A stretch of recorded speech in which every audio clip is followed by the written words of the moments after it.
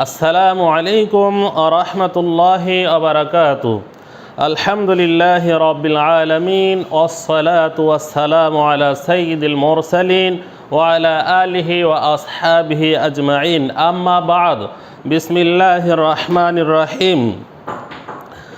عن أبي سعيد الخدري رضي الله تعالى عنه قال قال رسول الله صلى الله عليه وسلم ليس فيما دون 5 أوسق صدقة ولا فيما دون 5 زود صدقة ولا فيما دون 5 أواق صدقة أو كما قال عليه الصلاة والسلام।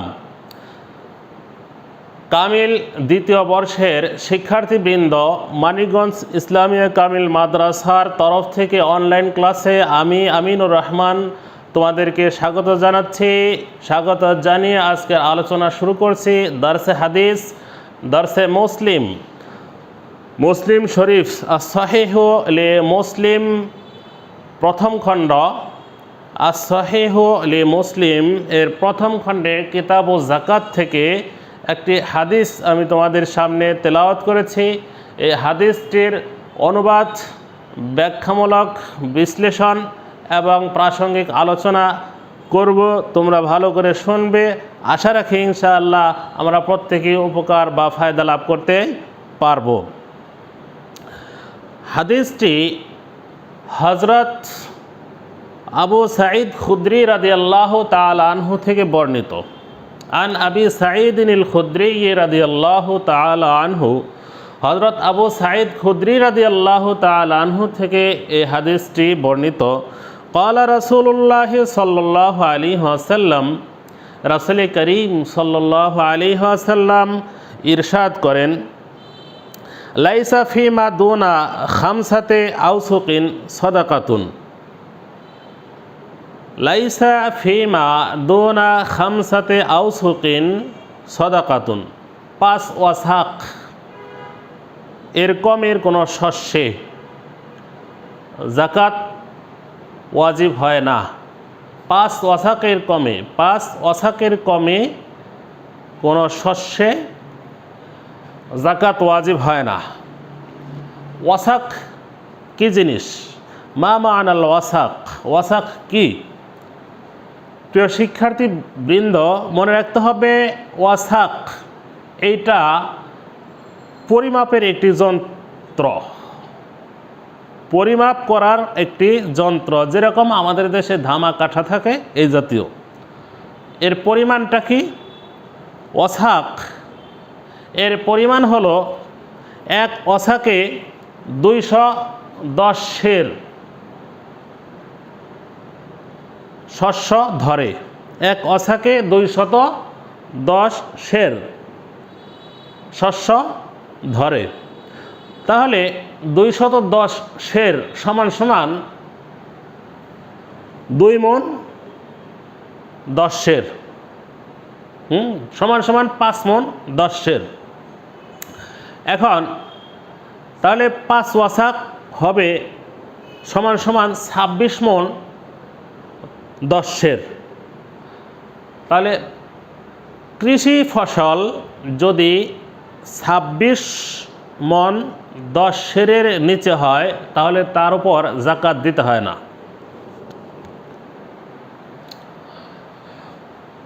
পরের অংশে হাদিসে আসছে, ওয়ালা ফিমা দুনা 5 জুদিন সাদাকাতুন।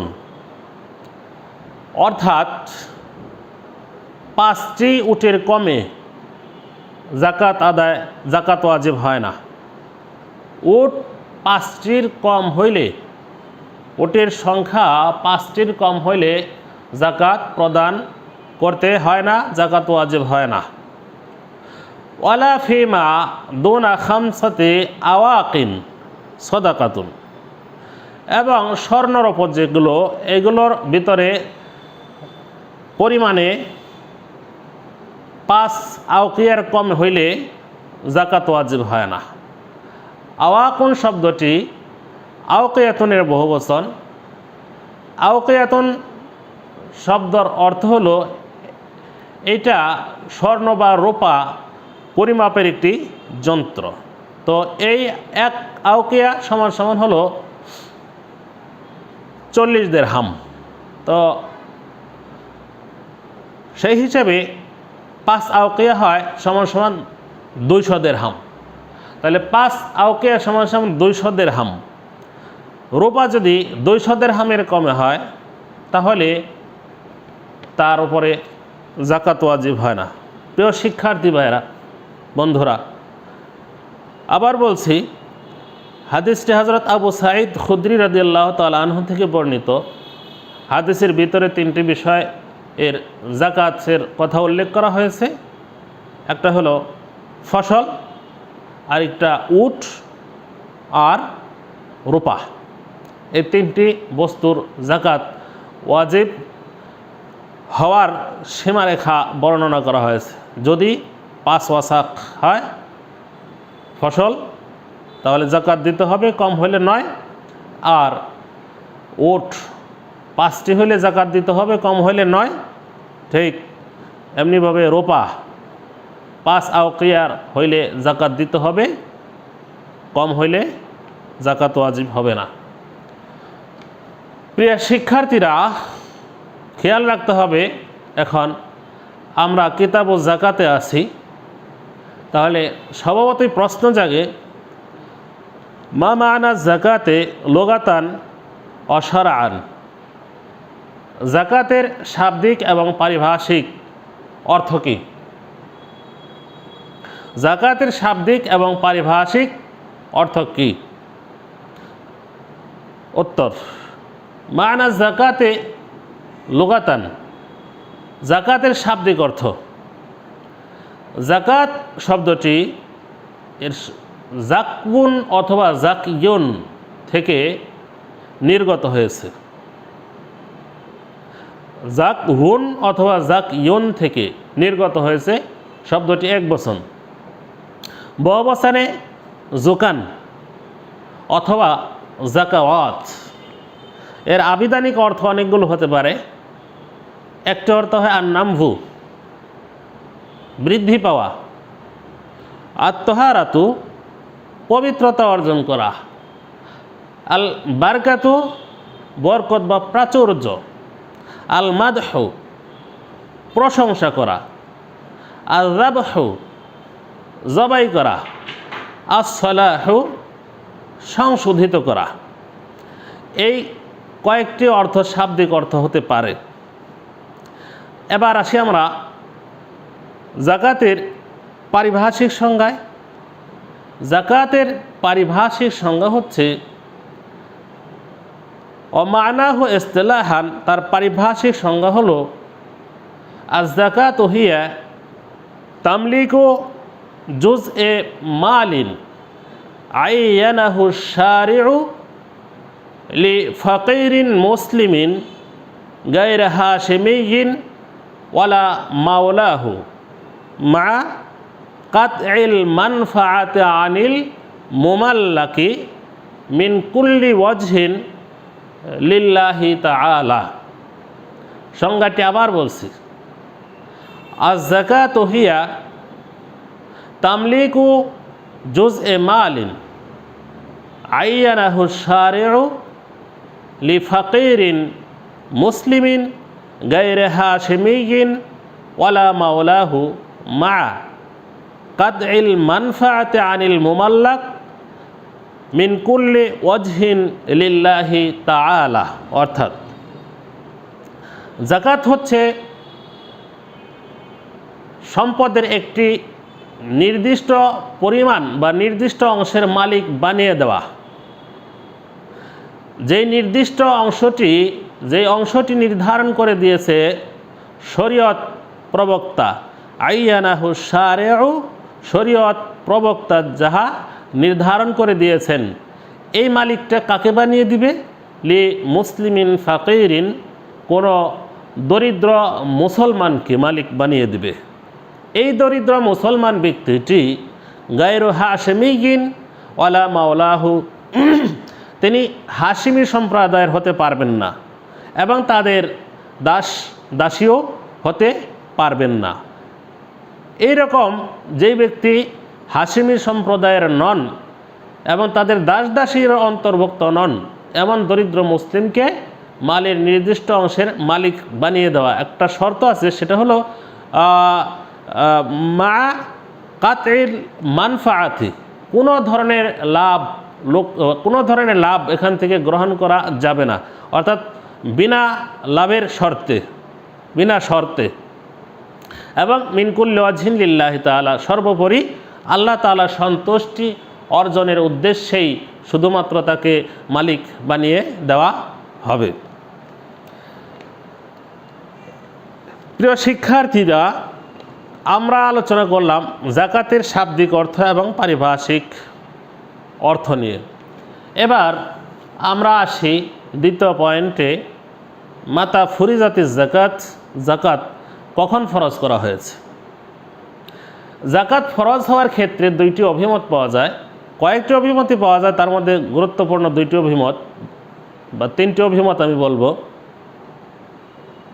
যেটা ইবনে খুজাইমা রাহিমাহুল্লাহ বলেছেন। ইবনে খুজাইমা রাহিমাহুল্লাহ বলেছেন যাকাত কাবলাল হিজরাহ, হিজরতের পূর্বে মক্কায় ফরজ হয়েছে।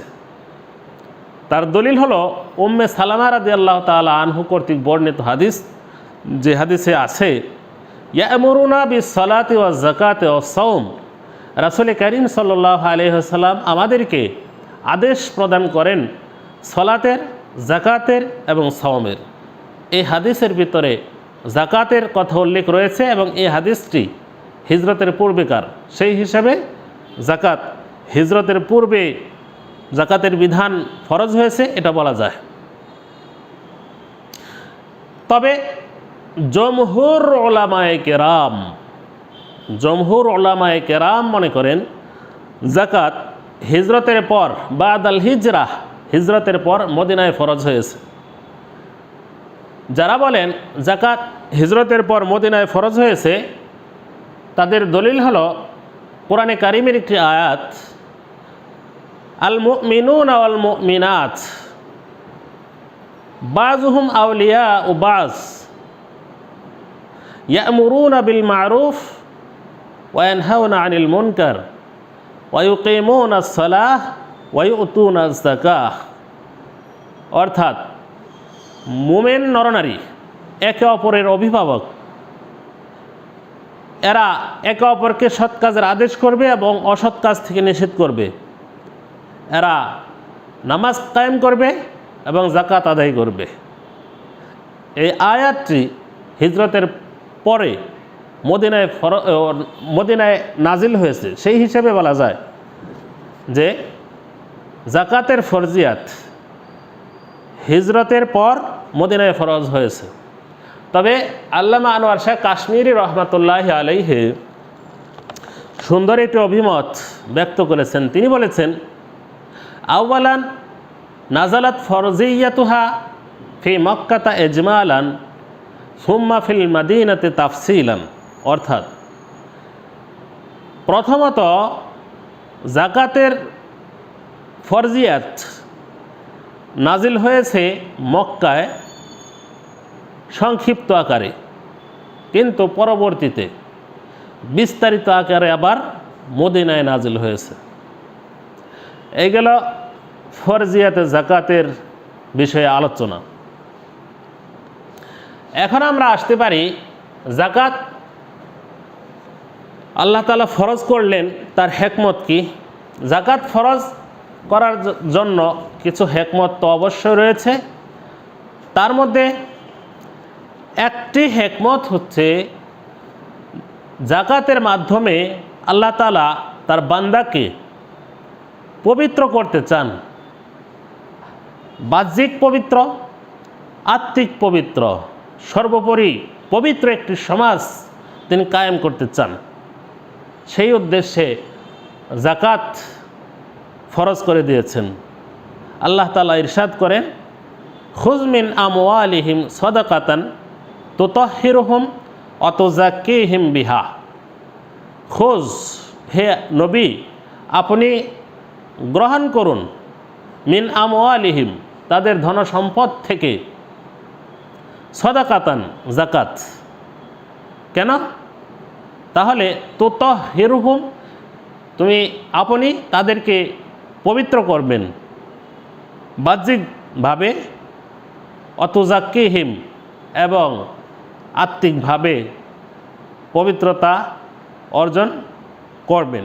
অর্থাৎ জাকাতের মাধ্যমে আল্লাহ রাব্বুল আলামিন তার নবীকে জাকাতের মাধ্যমে উম্মতে মুহাম্মাদীর বাহ্যিক এবং আত্মিক পবিত্রতা অর্জন করার জন্য এখানে বলা হয়েছে। দ্বিতীয়ত,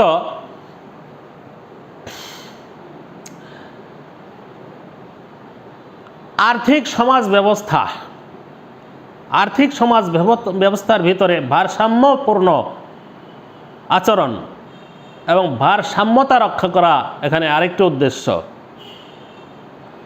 কারণ হাদিসে রাসূল করিম সাল্লাল্লাহু আলাইহি ওয়াসাল্লাম ইরশাদ করেন, তুখাযু মিন আগনিয়াইহিম ফাতুরাদ্দু আলা ফুকারাইহিম।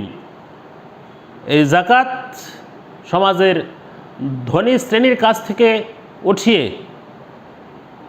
দরিদ্র শ্রেণীর মানুষের কাছে অর্পণ করা। তাছাড়া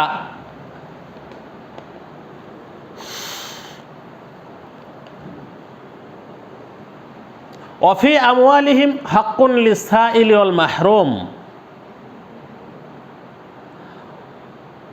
অর্থাৎ তাদের সম্পদের ভিতরে, ধনী শ্রেণীর সম্পদের ভিতরে, তাদের ধনসম্পদের ভিতরে অধিকার রয়েছে লিসাইলি ওয়াল মাহরুম, সায়েল এবং মাহরুম, অর্থাৎ সোয়ালকারী, আবেদনকারী এবং বঞ্চিত শ্রেণীর মানুষের অধিকার এদের ভিতরে এখানে রয়েছে। হাদিসে এসেছে, জাকাত তো হচ্ছে উম্মতে মুহাম্মাদের ভিতরে সেতু বন্ধন স্বরূপ। রাসূল করিম সাল্লাল্লাহু আলাইহি ওয়াসাল্লাম বলেন, আজ জাকাতু কান্তারাতুল ইসলাম, জাকাত হচ্ছে ইসলামের পুল বা সিঁড়ি, সেতু বন্ধন। এই সব যাবতীয় হিকমতের উদ্দেশ্যে বা এই সমস্ত কারণে আল্লাহ রাব্বুল আলামিন জাকাতকে ফরজ করেছেন। এখন প্রশ্ন হচ্ছে, ফি আইয়ি আমওয়ালিন তাজিবুজ জাকাত, কোন ধরনের সম্পদে জাকাত ওয়াজিব হয়? যেই সমস্ত সম্পদে জাকাত ওয়াজিব হয়, তো শিক্ষার্থী বৃন্দ মনে রাখতে হবে, প্রথমত ব্যবসায়িক সম্পদের ভিতরে জাকাত ওয়াজিব। দ্বিতীয়ত পশু সম্পদ, যেগুলো চারণভূমিতে বিচরণ করে, যেমন উটের দল, বকরির দল, ঘোড়ার দল, এইগুলোর ভিতরে জাকাত ওয়াজিব। তাছাড়া কৃষি সম্পদের ভিতরে জাকাত ওয়াজিব, খনিজ সম্পদের উপরে জাকাত ওয়াজিব এবং নগদ অর্থের উপরে জাকাত ওয়াজিব, স্বর্ণরৌপ্যের উপরে জাকাত ওয়াজিব। এরপরের পয়েন্টে আমরা আসি, আলামান তাজিবুজ জাকাত, জাকাত কার উপরে ওয়াজিব? আলামান তাজিবুজ জাকাতু, জাকাত কার উপরে ওয়াজিব? মনে রাখতে হবে, জাকাত ওয়াজিব হবার জন্য কিছু শর্ত আছে। তার প্রথম শর্ত হলো, যে ব্যক্তির উপরে জাকাত ওয়াজিব হবে সে ব্যক্তি মুসলিম হতে হবে, তাকে মুসলিম হওয়া শর্ত। সুতরাং অমুসলিমের উপরে জাকাত ওয়াজিব হয় না।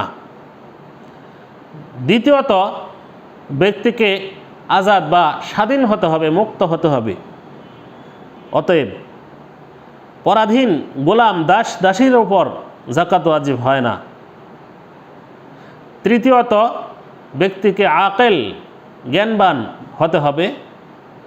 অতএব মস্তিষ্ক বিকৃত ব্যক্তি, জ্ঞানহীন ব্যক্তির উপরে জাকাত ওয়াজিব হয় না। চতুর্থত, ব্যক্তিকে প্রাপ্ত বয়স্ক হতে হবে। প্রাপ্তবয়স্ক হতে হবে। অতএব অপ্রাপ্ত বয়স্ক নাবালেগ যারা, তাদের উপরে যাকাত ওয়াজিব হয় না। পঞ্চমত, ব্যক্তিকে সাহেবে নেসাব, নেসাব পরিমাণ মালের মালিক হতে হবে। যদি নেসাব পরিমাণ মালের মালিক না হয়, তাহলে তার উপরে যাকাত ওয়াজিব হয় না। ষষ্ঠ, ব্যক্তিকে ঋণ মুক্ত হতে হবে। যদি ব্যক্তি ঋণ মুক্ত না হয়, ঋণী হন, তাহলে তার উপরে যাকাত ওয়াজিব হয় না। এবার আসি আমরা আরেকটি পয়েন্টে, মাসারিফে যাকাত তথা যাকাত ব্যয়ের খাত। মানহিয়া মাসারিফু যাকাত বা মাহিয়া মাসারিফু যাকাত, যাকাত ব্যয়ের খাত কি? শিক্ষার্থীবৃন্দ, মাসারিফে যাকাত কোরআনে কারিমের ভিতরে 8টি আছে। 8টির কথা উল্লেখ আছে, তবে 2টির বিধান রহিত হয়েছে, এখন 6টি বলবৎ আছে। যে আয়াতের ভিতরে মাসারিফে যাকাতের আলোচনা করা হয়েছে সেটা হলো, আল্লাহ রাব্বুল আলামিন ইরশাদ করেন, ইন্নামাস সাদাকাতু লিল ফুকারাই ওয়াল মুহাজিরি ওয়াল মাসাকিনি, ইন্নামাস সাদাকাতু লিল ফুকারাই ওয়াল মাসাকিনি ওয়াল আমিলিনা আলাইহা ওয়াল মুআল্লাফাতি কুলুবুহুম ওয়া ফির রিকাব ওয়াল গারিমিনা ওয়া ফি সাবিলিল্লাহ ওয়া ইবনিস সাবিল ফারিদাতাম মিনাল্লাহ আল্লাহু আজিজুন হাকিম। প্রিয় শিক্ষার্থীবৃন্দ, পবিত্র কালামুল্লাহ শরীফের ভিতরে এইখানে 8 শ্রেণীর কথা উল্লেখ করা হয়েছে। এই 8 শ্রেণীর ব্যক্তিরা মাসরাফে যাকাত। 1 নম্বর কি? লিল ফুকারা, ইন্নামাস সাদাকাতু লিল ফুকারা, অবশ্যই যাকাত ফকিরদের জন্য, দরিদ্রদের জন্য। দরিদ্র কারা? ফকির কাকে বলে? ফকির হলো মান লাইসা লাহু শাইউন, ফকির যার কিছু অল্প কিছু সম্পদ আছে তাকে ফকির বলা হয়। অল্প কিছুর পরিমাণ হলো, অর্থাৎ তার কাছে যা আছে তা দিয়ে সে মালিক নেসাব হয় না, মালিক নেসাবের গণ্ডির নিজ সীমায় সে আছে, এই ব্যক্তিকে ফকির বলা হয়। এই ফকির ব্যক্তি অর্থাৎ দরিদ্র ব্যক্তি যাকাত পাবার উপযুক্ত 1 নম্বর খাত। দ্বিতীয়ত অল মাসাকিন, মিসকিন। মিসকিন মানে হলো নিঃস্ব, অসহায়, যার কিছুই নাই। মাল লাইসা লাহু শাই, যার আছে বলতে কিছুই নাই, অর্থাৎ একেবারেই নিঃস্ব ব্যক্তি। এই ব্যক্তি হলো 2 নম্বর খাত।